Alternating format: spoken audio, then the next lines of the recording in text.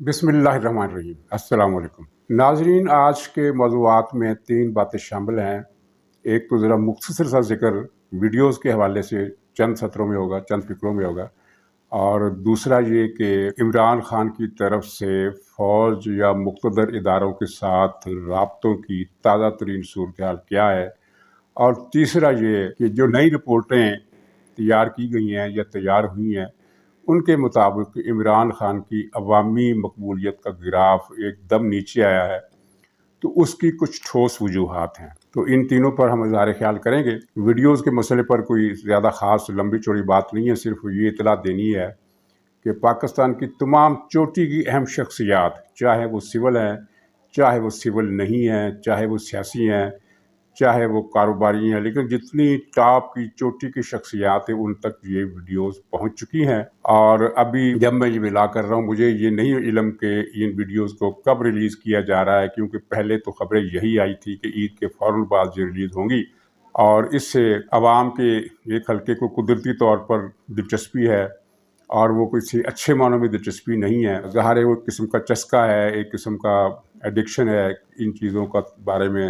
इंसान के अंदर एक जिबिल्लत है कि वो किसी दूसरे की बुराई सुनकर खुश होता है, तजस्सुस, इसकी खबरियत की तह जानने की कोशिश करता है। इस तरह के मामलात होते हैं हर इंसान के साथ। लेकिन ज़ाहिर है ये अगर वीडियोस जारी हो गई तो काफ़ी लोगों के लिए परेशानी होगी। हमें ज़्यादा हमदर्दी इमरान खान से है वो जाने, मुराद सईद साहब से है वो जाने, बुनियादी तौर पर इन दोनों ही का मसला है। और बाकी पीटीआई ये ज़ाहिर है अगरचे वो दिल के बहलाने को गालब ये ख्याल अच्छा है, उन तक ये बात मसलसल पीटीआई के अपने व्लॉगर्स, अपने एंकर पर्सन, अपने इनके दानश्वर ये मसलसल उन्हें कन्विंस करने की कोशिश कर रहे हैं कि ये वीडियोस जाली टेक्नोलॉजी के ज़रिए, डीप फेक जिसे कहते हैं, डीप फेक टेक्नोलॉजी, कंप्यूटर पर वो वीडियोस में भी रद्द-बदल किया जा सकता है। इस तरह की वो बातें कर रहे हैं कि ये उस तरह तैयार की गई हैं। लेकिन बात ये है कि जब ये वीडियोस चलेंगी, अगर ये चली, तो देखने वालों को पता चल जाएगा कि ये असली है कि नकली है। कुछ चीज़ों का आप कितनी ही महारत से बनाए। हॉलीवुड में नई टेक्नोलॉजी आई है, उसमें एनिमेशन और कंप्यूटराइज जो असल फोटोग्राफ होते हैं, असल फिल्म होती है,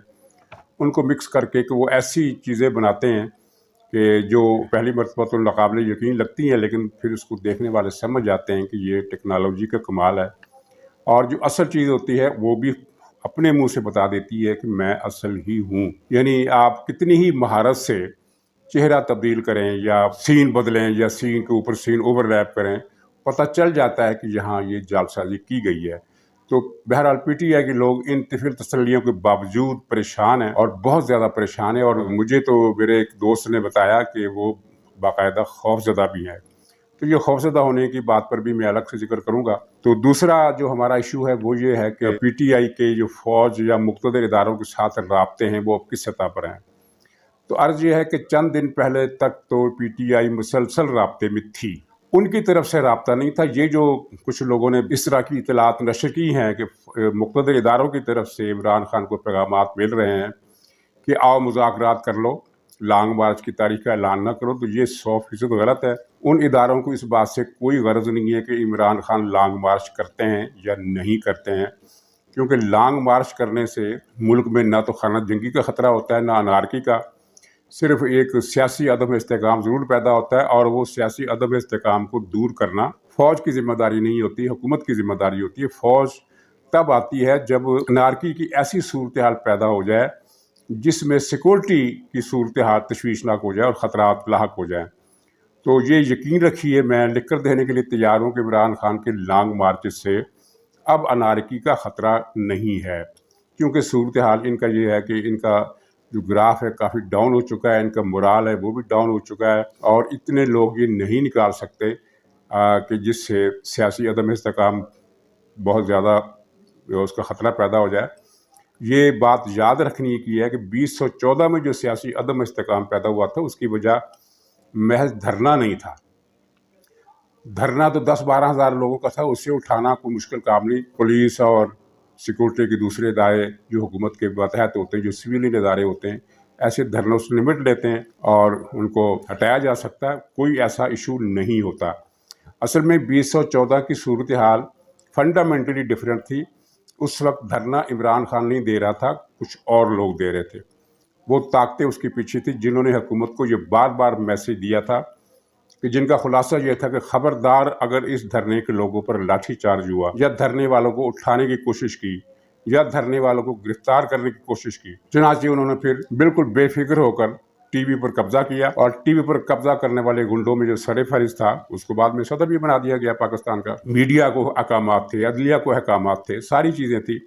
اب ایسا کچھ نہیں ہے۔ اب جب دھرنا ہوگا، جب لانگ مارچ ہوگا تو حکومت قانون کے مطابق آزادی سے اس کے ساتھ نمٹ سکتی ہے۔ چنانچہ ایسی کوئی صورتحال نہیں ہے کہ جس کی وجہ سے مقتدر ادارے عمران خان کو یہ پیغامات دیں کہ خدا کے لیے دھرنا مت دو۔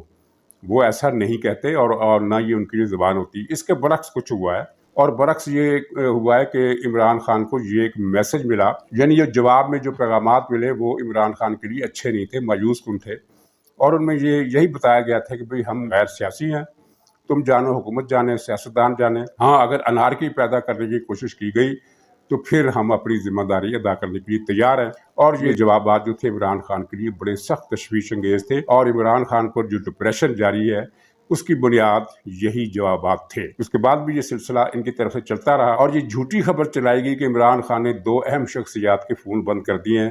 دراصل یہ بات سچ ہے، لیکن اس کو اگر الٹ کر دیا جائے تب سچ ہے، یعنی فون اس نے بند نہیں کیے تھے، فون کسی اور نے بند کیے تھے۔ تو اس کے بعد پھر یہ صورتحال پیدا ہوئی کہ عمران خان نے اپنے پارٹی کے لوگوں کو یہ ہدایت دی کہ خبر اس طرح سے چلا دو، اس طرح سے فضا بنا دو کہ عمران خان نے فون بند کر دیے ہیں، اور عمران خان نے ہمیں ہدایت کی ہے کہ اب ان سے کوئی رابطہ نہیں رکھنا۔ یہی بیان پرسوں شیخ رشید نے بھی دیا کہ مجھے عمران خان نے حکم دیا ہے کہ یہ صلح صفائی کی کوششیں ترک کر دو۔ کوششیں ترک کرنے کا معاملہ، اس کی حقیقت یہ ہے کہ ان کی طرف سے جواب نہیں آ رہے تھے، اور اگر کوئی سگنل جوابی مل رہا تھا تو وہ بڑا مایوس کن تھا، لیکن وہ رابطوں کا سلسلہ بند ہونے کے باوجود یہ پیغام رسانی کی کوششیں ابھی تک کی جا رہی ہیں۔ اور یہ جو کہا جا رہا ہے نا کہ ہمارا دباؤ نیا الیکشن کرانے کے لیے ہے، ظاہر یہ تو ایک احمقانہ سی بات ہے جو کچھ تجزیہ نگار پی ٹی آئی کے کرتے ہیں۔ فوج اپنی غلطی درست کرے، غلطی درست کرنے کا مطلب یہ ہے کہ عمران خان کو واپس چمٹے سے پکڑے اور وزیر اعظم کی کرسی پر دوبارہ بٹھا دے، تو یہ نہایت احمقانہ بات ہے۔ یا پھر اس طرح کرے کہ نئے الیکشن کرا دے، اس لیے دباؤ ڈالا جا رہا ہے۔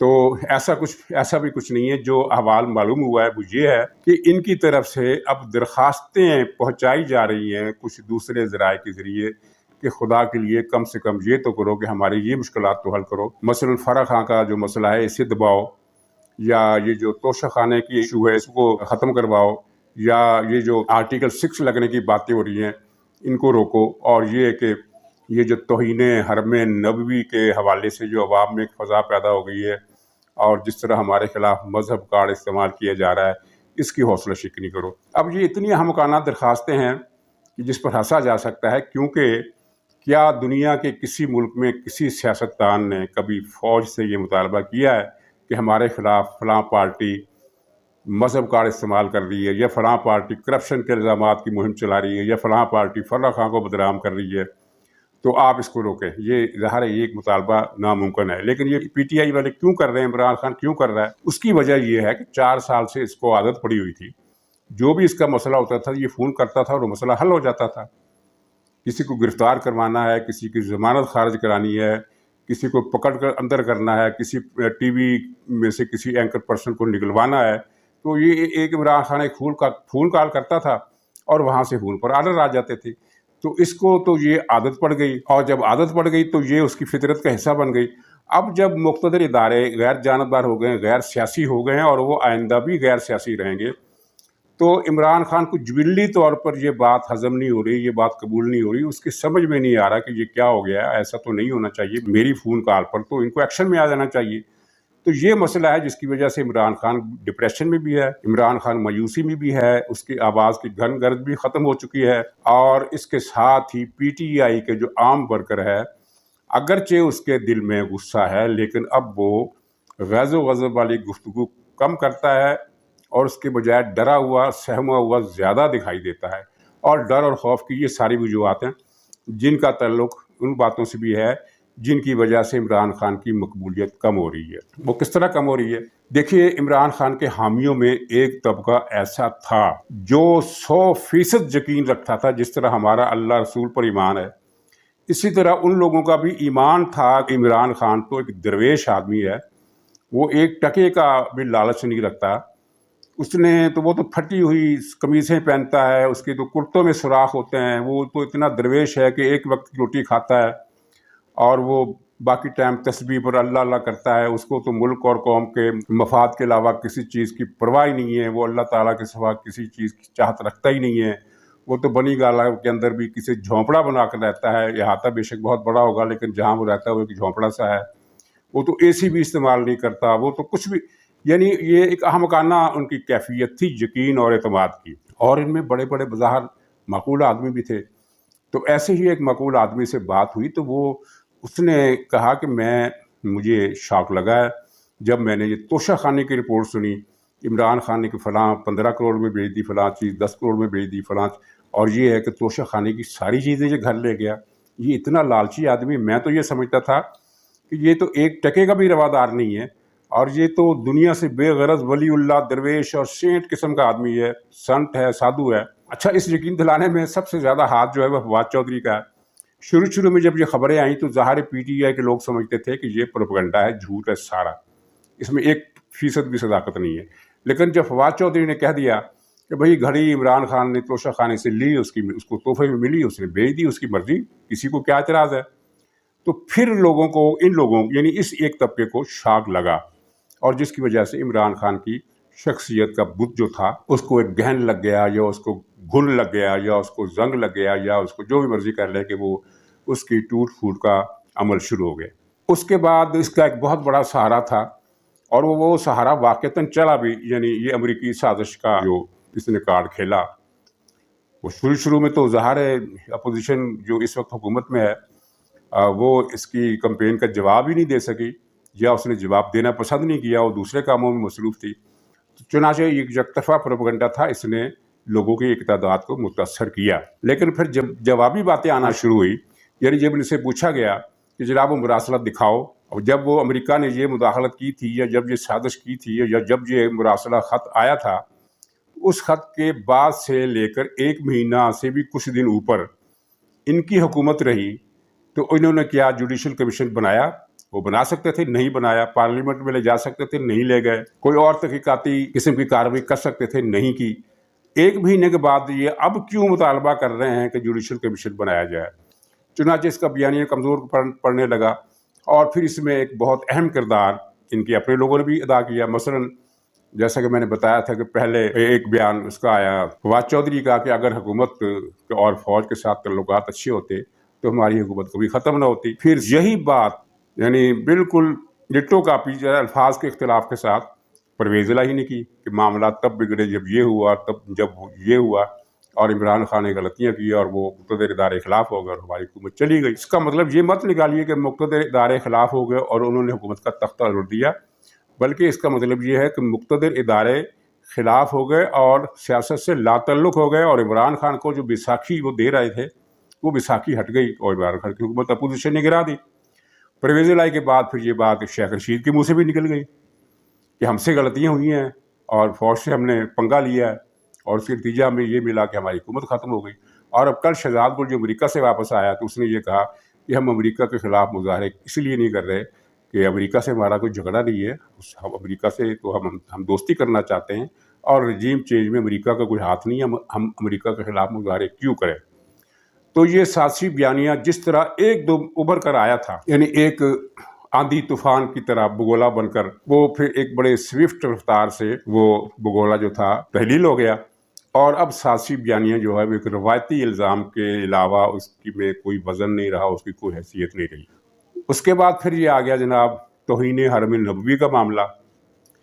इससे अवाम के अंदर बहुत बड़ी तादाद में लोगों ने दुख और गुस्से का इजहार किया, और ये दुख और गुस्सा अभी फैल रहा है, और इमरान खान अब दुहाई देने पर मजबूर हो गया कि मेरे खिलाफ मजहबी कार्ड इस्तेमाल किया जा रहा है। हालांकि इमरान खान वो हुक्मरान है जिसने मसलसल हुकूमत में आने से पहले भी और हुकूमत में आने के बाद भी मजहबी कार्ड इस्तेमाल किया।